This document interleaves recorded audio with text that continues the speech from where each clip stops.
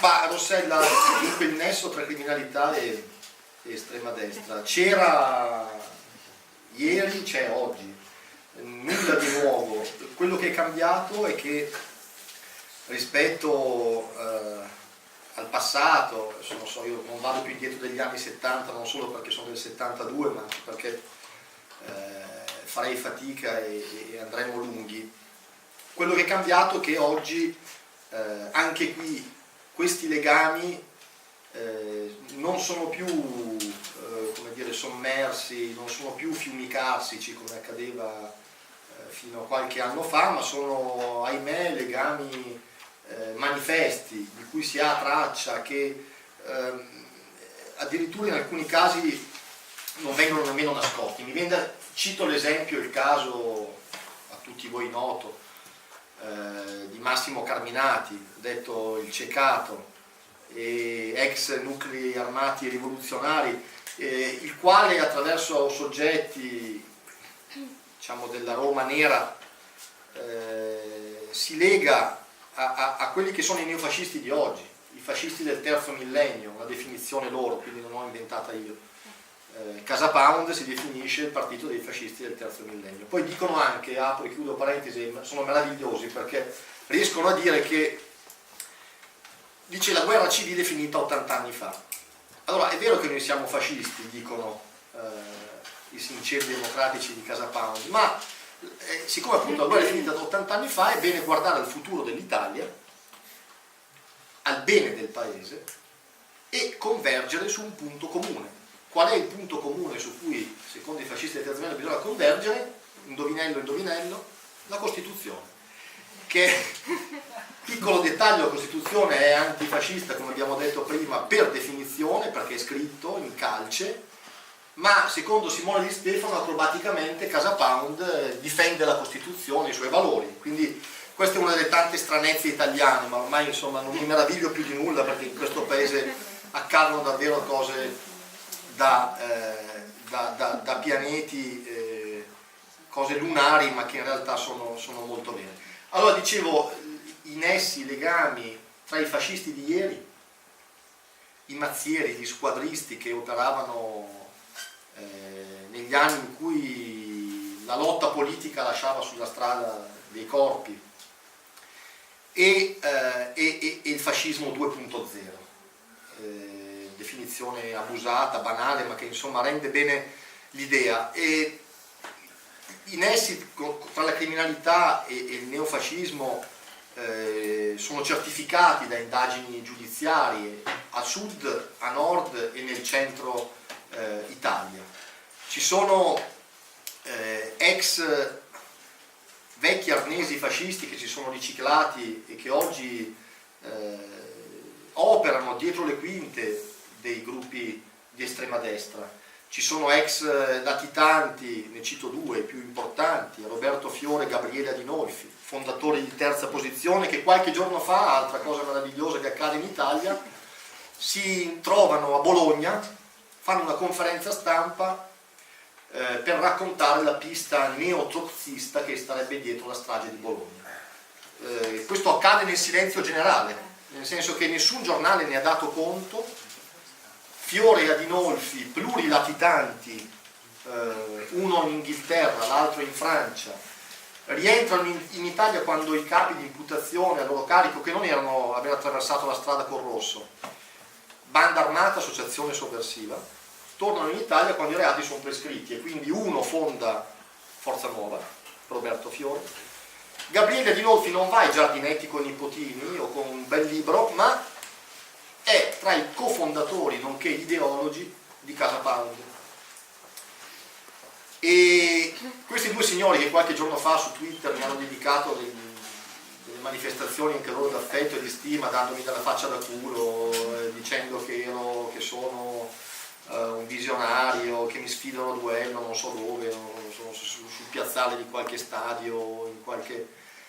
hanno avuto il pelo, l'ardire di organizzare questa conferenza stampa. A me ha molto colpito, e la considero uno schiaffo alle vittime, ai feriti della strage di Bologna, un evento drammatico sul quale ci sono state sentenze che, è vero, non hanno portato all'imputazione di Fiore, in questo caso di Adinolfi, ma che hanno documentato, accertato la matrice neofascista di quella strage.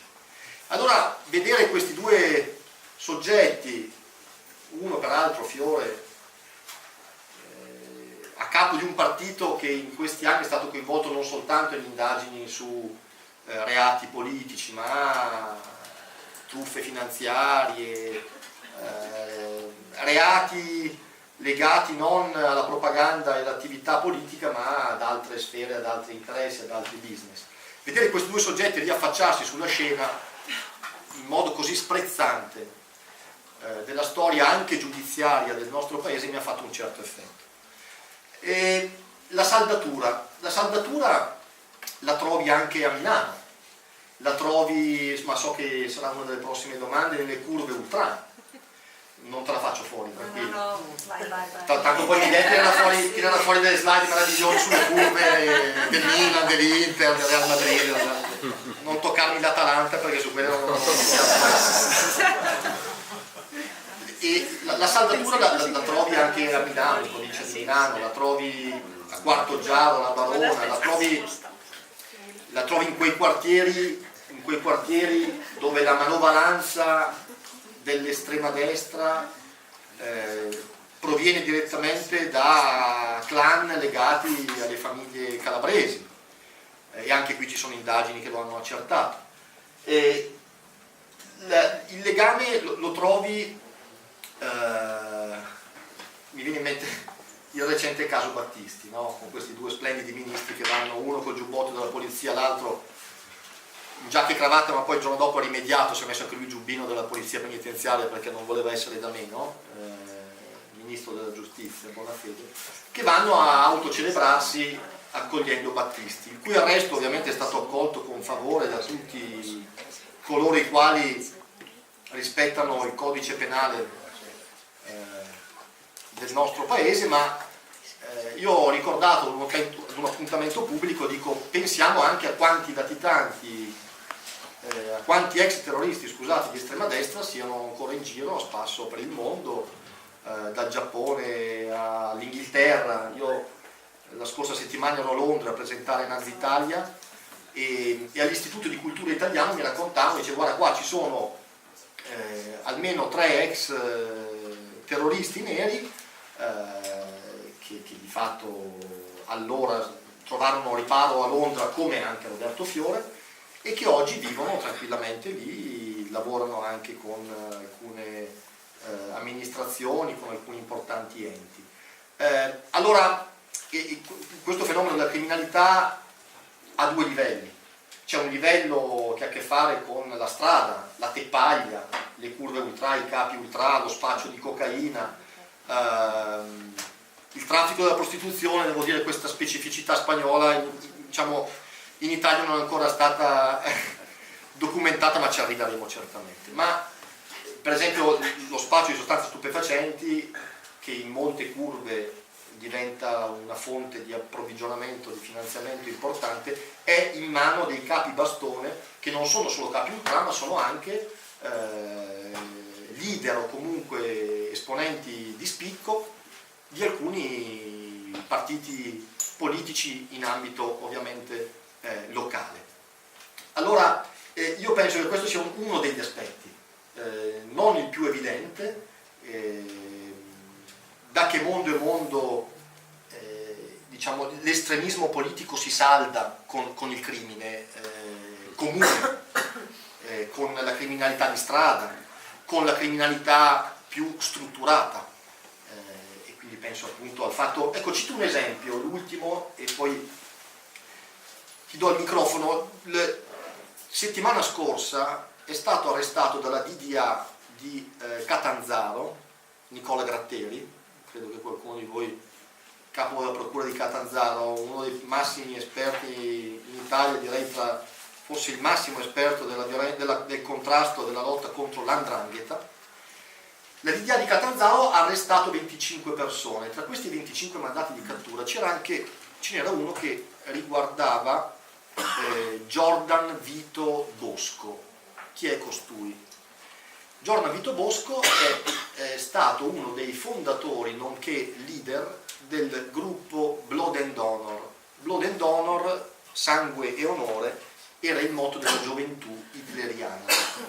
Blood and Honor è un gruppo ultra di Varese. Vito Bosco fonda questo gruppo, la cui specificità era effettivamente lo spaccio di cocaina, perché gli altri capi hanno fatto non una bella fine. Uno è morto in Spagna a Torremolinos.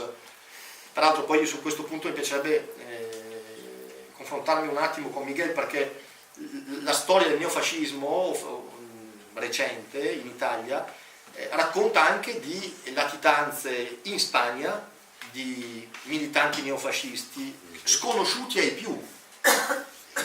Di questo Vito Bosco chi aveva sentito parlare? Nessuno, io nemmeno, devo dire. Che riparano in Spagna, avviano dei fiorenti affari commerciali. Lui aveva addirittura 4 ristoranti, e mentre gestiva i ristoranti stava portando avanti l'importazione di 3 tonnellate di hashish dal Marocco all'Italia via Spagna. Vito Bosco, ultra neofascista dei Blood and Honor, era diventato, certifica la DDA di Catanzaro, la cerniera tra i narcos spagnoli e i cartelli dell''ndrangheta. E allora lo arrestano lui, arrestano il fratello, titolare di una palestra a Morazzone, in provincia di Varese, nonché intimo amico di Daniele Belardinelli, l'ultra varesino morto la notte del 26 dicembre a San Siro nella guerriglia urbana tra ultra interisti e napoletani. Tutti e 2 fratelli finiscono in carcere per narcotraffico, e allora sono tutte e 2 nascono, crescono. In un'intercettazione c'è un trafficante marocchino che dice: questo è uno potentissimo, è uno che nei ristoranti di Tangeri gli aprono le porte manco fosse il Papa. E a Malaga, a Marbella è uno molto rispettato, a tal punto che i narcos dicono: questo ha una tale liquidità, un tale potere economico, che ci fidiamo di lui. E così dicevano i calabresi. E allora si rivolgono a Bosco e a suo fratello per importare la droga in Italia.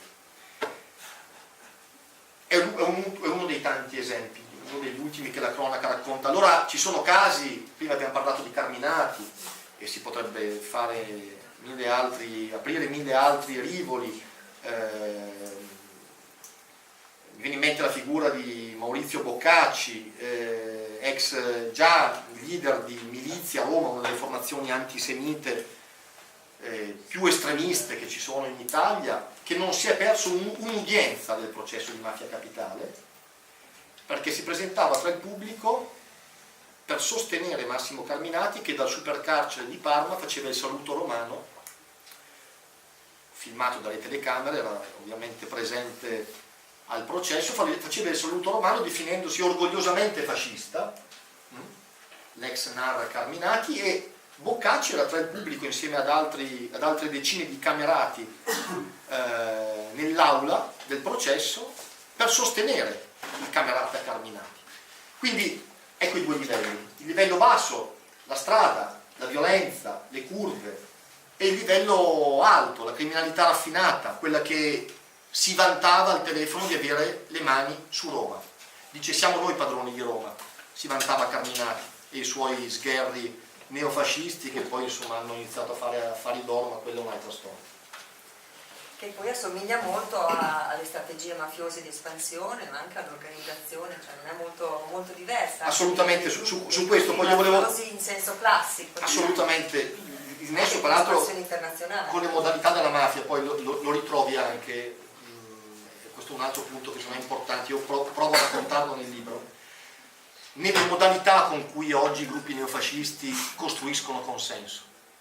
Perdoni, un minuto solo, che ricordano molto da vicino quelle usate dalla mafia, dalle mafie, e cioè il volersi sostituire allo Stato.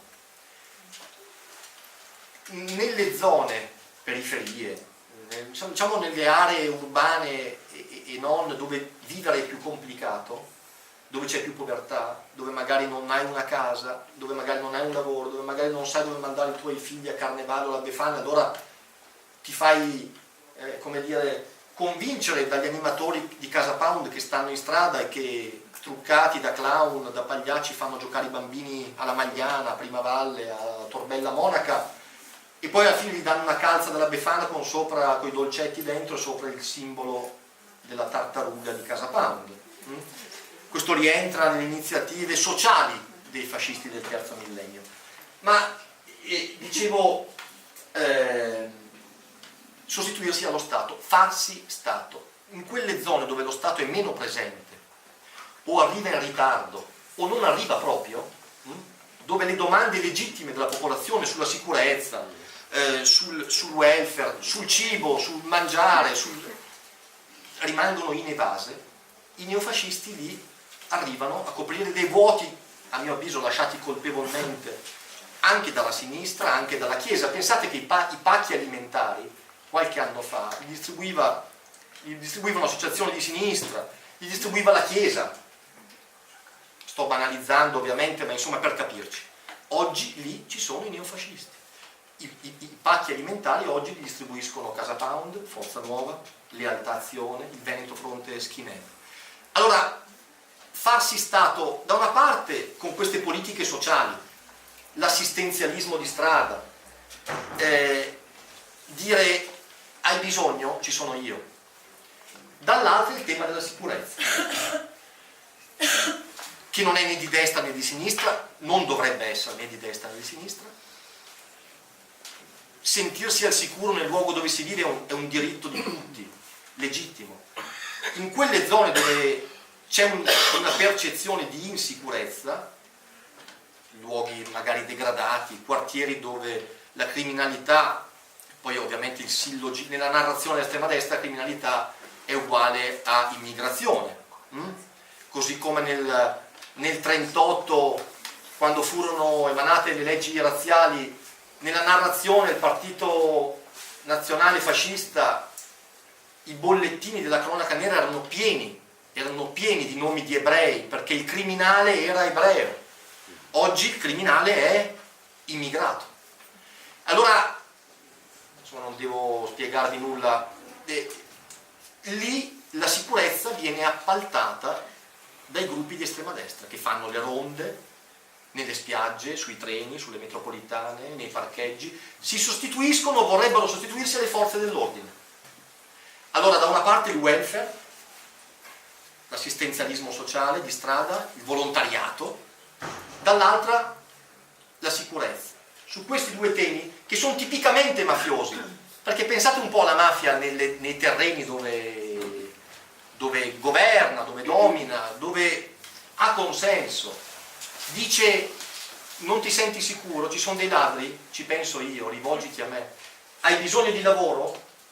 Tuo figlio, ci sono io. Devi mangiare? Non ti preoccupare, ti arriverà un conto.